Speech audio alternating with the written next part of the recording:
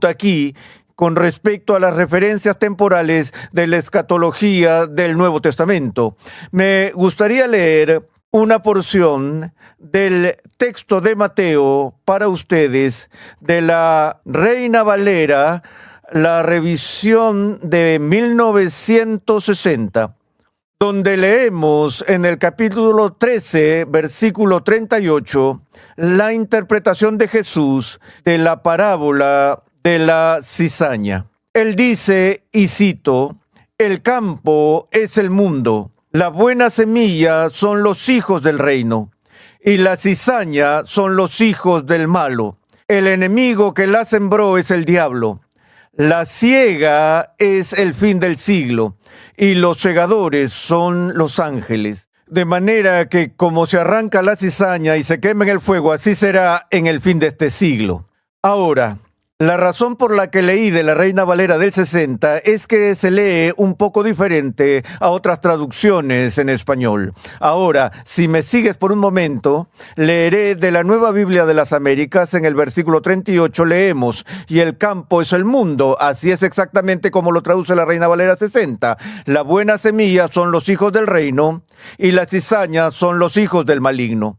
El enemigo que la sembró es el diablo, la siega es el fin del mundo y los segadores son los ángeles. Versículo 40, por tanto, así como la cizaña se recoge y se quema en el fuego, de la misma manera será en el fin del mundo. Nota que en los versículos 38, 39 y 40, 3 veces la Nueva Biblia de las Américas tradujo las palabras de Jesús usando la palabra en español mundo. En la Reina Valera 60, mundo se usa en el versículo 38, pero en los versículos 39 y 40, la palabra siglo es usada en lugar de mundo. Ahora, ¿por qué es eso? ¿Por qué la diferencia? Bueno, la sencilla razón de la diferencia es que hay 2 palabras griegas diferentes en el texto del Nuevo Testamento que están siendo traducidas aquí. En el versículo 38, la palabra griega es la palabra cosmos, que es la palabra común que se usa para describir el mundo. Hablamos de eventos cósmicos y demás. Esa es la palabra griega cosmos. Luego, en los versículos 39 y 40, tenemos la palabra griega aion, que significa siglo o época, en vez de mundo. Es por esta razón que traducciones modernas como la Nueva Biblia de las Américas añaden una nota de pie a la palabra griega aion para hacer notar que puede traducirse también como siglo. Mi problema con esto es que puedes asumir, como muchos han asumido, que cuando Jesús estaba hablando del fin del siglo se refería al fin de la era humana, el fin de la historia del mundo. Y entiendo por qué se pudiera usar mundo para traducir este texto, pero francamente creo que no debieron haber hecho eso debido a la diferencia de las palabras griegas y la confusión que el uso de mundo pudiera causar al interpretar el texto en conjunto. Pero eso todavía no resuelve nuestro problema, porque el término fin del siglo podría referirse, por supuesto, al fin de la era humana. Se refiere al final de algún periodo de tiempo, al final de alguna época.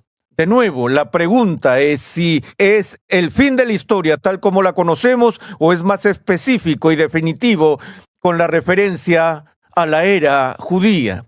Bueno, de nuevo, tenemos que enfrentarnos al hecho de que al asumir la posibilidad de que se trata de una distinción entre la era judía y la era humana, podríamos estar exponiéndonos a la acusación de estar enredados en interminables especulaciones y creando de la nada una diferencia que la Biblia no presenta.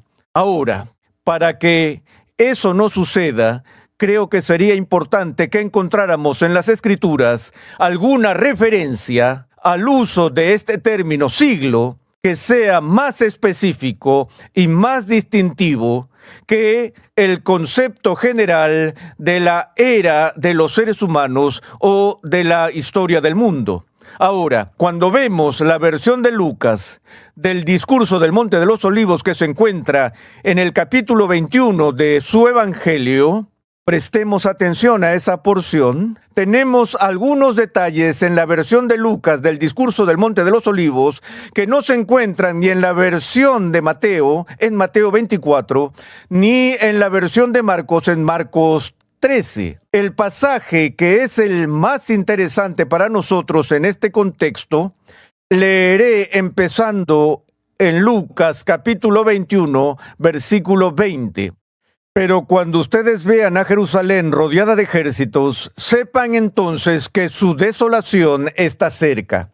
Entonces los que estén en Judea huyan a los montes, y los que están en medio de la ciudad, aléjense, y los que estén en los campos no entren en ella. Recuerda que mencioné al principio de esta serie que este era un consejo opuesto a lo que universalmente se considera como un plan de supervivencia aceptado en el caso de un ataque o sitio militar. La gente iría inmediatamente a la mejor ciudad fortificada por su seguridad, y una de las razones por las que Josefo nos dice que 1.1 millones de personas murieron en la destrucción de Jerusalén es porque después de que los ejércitos de Roma invadieron y cruzaron las fronteras de Palestina, la voz corrió a través de las aldeas y la gente del pueblo de todas partes huyó a Jerusalén por seguridad. Pero los cristianos no lo hicieron. Porque aquí Jesús con claridad da la advertencia de no hacer eso. Los que estén en Judea huyan a los montes. Y los que estén en medio de la ciudad, aléjense. Y los que estén en los campos, no entren en ella, porque estos días son días de venganza. ¿Venganza de quién? La venganza de Dios está siendo derramada ahora sobre Jerusalén. Estos son días de venganza para que se cumplan todas las cosas que están escritas. Ay de las que estén en cinta y de las que estén criando en aquellos días, porque habrá una gran calamidad sobre la tierra e ira para este pueblo. Caerán a filo de espada y serán llevados cautivos a todas las naciones. Una vez más, esta es una de las predicciones futuras más notables que encontramos en cualquier literatura existente, de cualquier tipo, de cualquier lugar, de cualquier época. Una persona me dijo que le diera un argumento para corroborar la verdad del cristianismo y la respuesta fue los judíos.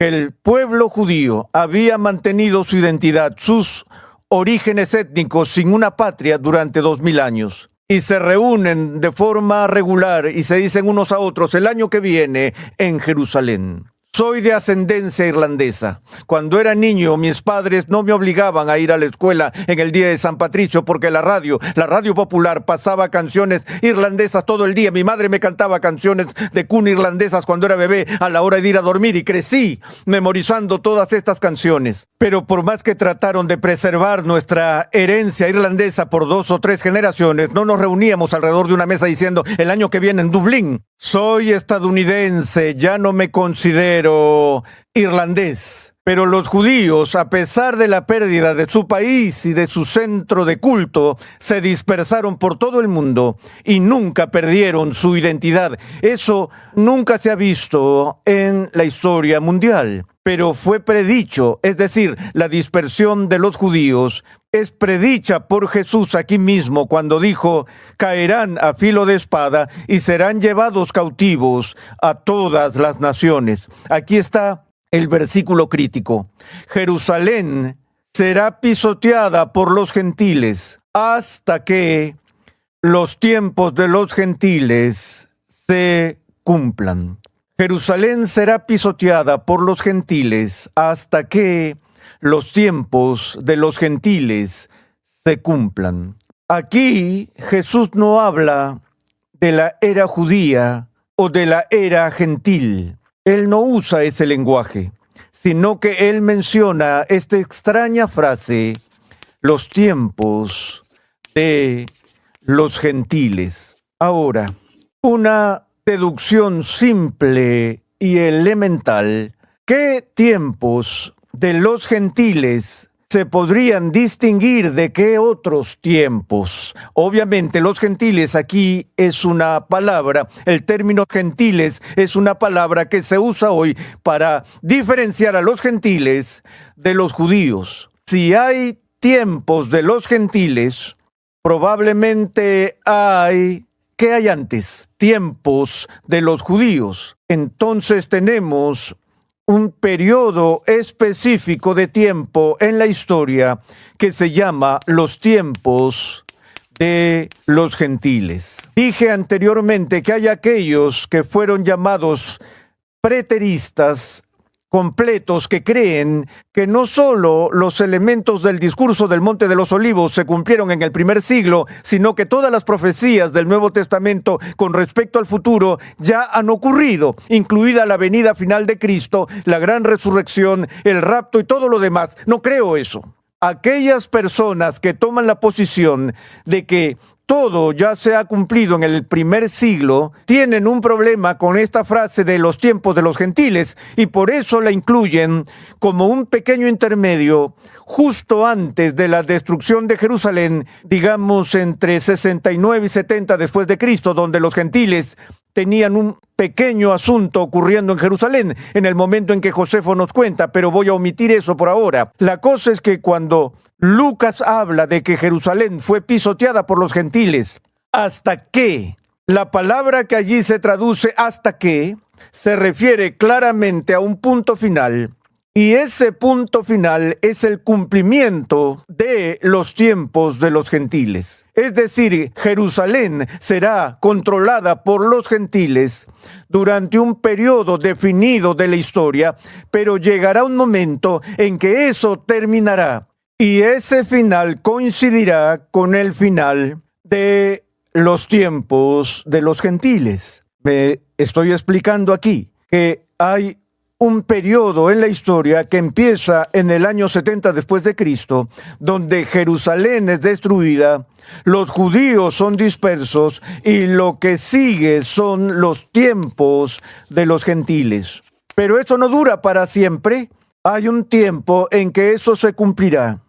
Y probablemente ese cumplimiento estará relacionado con el fin del pisoteo de Jerusalén por los gentiles. Ahora, solo como un paréntesis en este punto, permítanme recordarles que lo que ocurrió en 1948 con la recreación del Estado judío, el Estado de Israel, después de casi 2000 años, y quizás aún más importante, la recuperación de la ciudad de Jerusalén del control de los gentiles en 1967, con la Guerra de los 7 días, o la Guerra de los 6 días, no recuerdo cuántos días fueron. En todo caso, esos dos eventos han desencadenado quizás más especulaciones escatológicas que cualquiera de los dos eventos en los últimos 500 años, debido a las personas que buscan la restauración de la nación de Israel como un signo supremo del fin de los tiempos.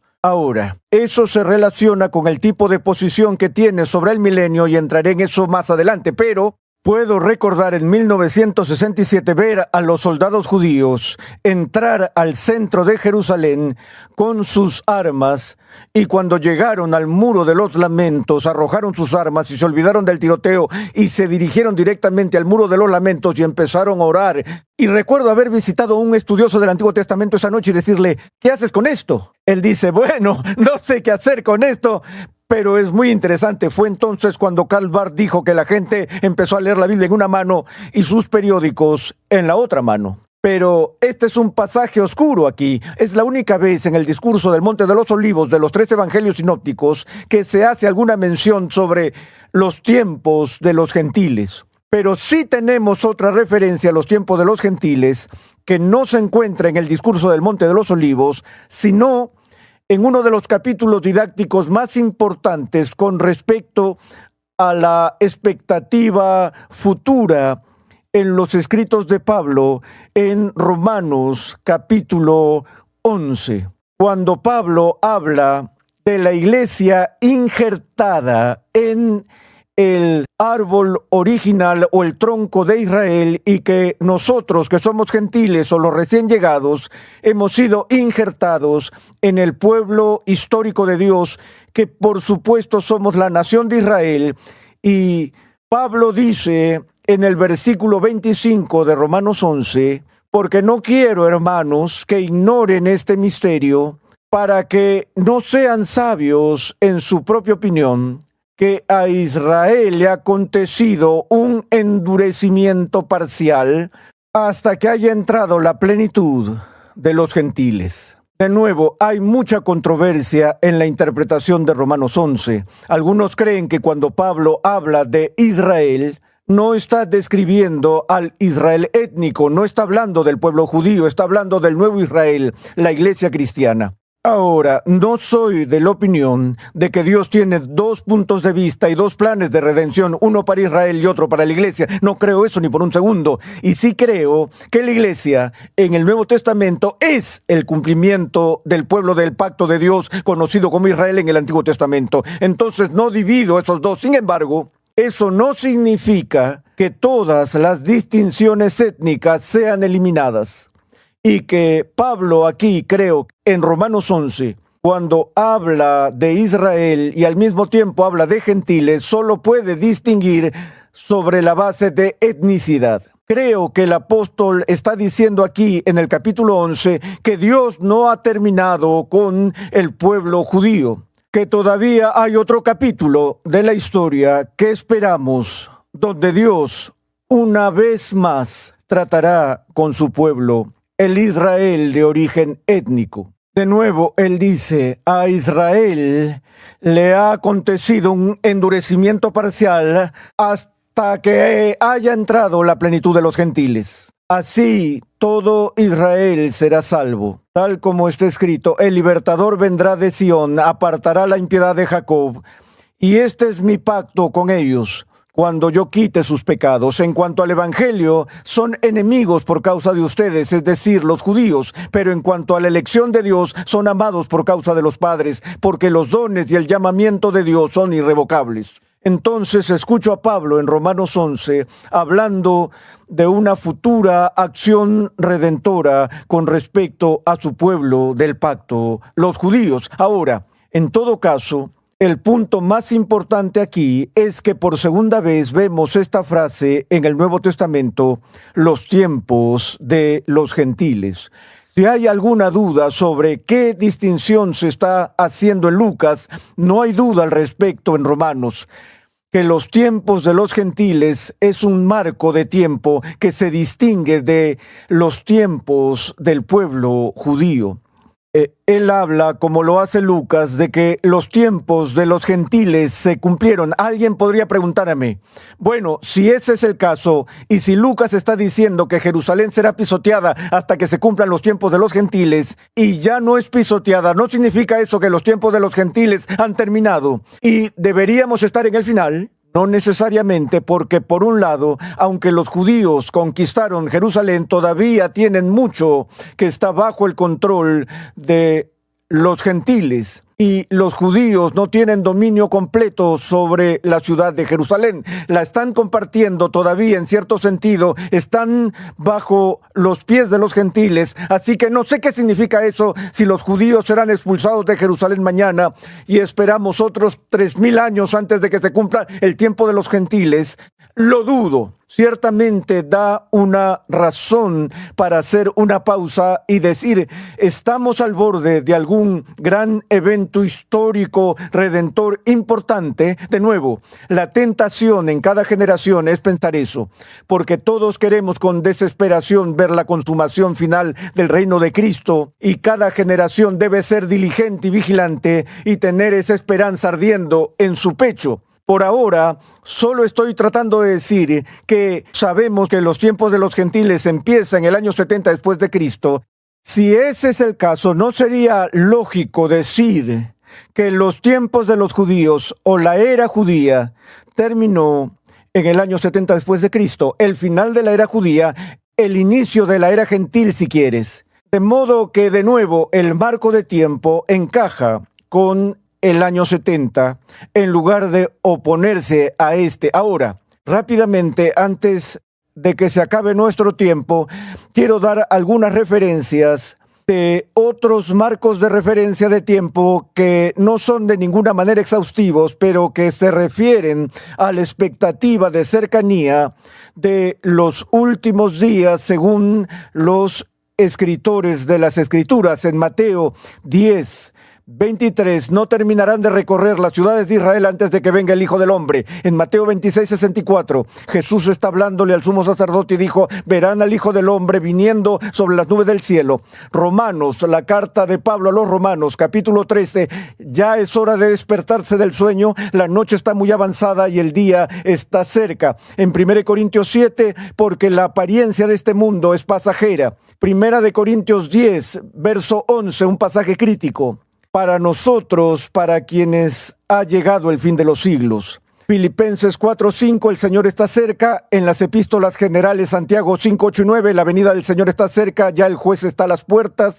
Primera de Pedro 4:7, el fin de todas las cosas se acerca. Primera de Juan 2:18, es la última hora, sabemos que es la última hora. En el libro de Apocalipsis, que veremos por separado, capítulo 1, verso 1, la revelación de Jesucristo con respecto a las cosas que deben suceder pronto. 1:3, el tiempo está cerca. 3:11, vengo pronto. Capítulo 22, versos 6 y 7. Dios envió a su ángel para mostrar a sus siervos las cosas que han de suceder enseguida, por tanto yo vengo pronto. Y así tenemos una lista de referencia tras referencia tras referencia en el Nuevo Testamento que apunta a la situación crítica en la que estaba el mundo en el primer siglo con respecto al día del Señor, que era el día de la venganza, de la visitación de la ira de Dios, que estaba ligada a algún tipo de venida de Jesús. Ahora, lo que voy a sugerirles es que esa venida que se describe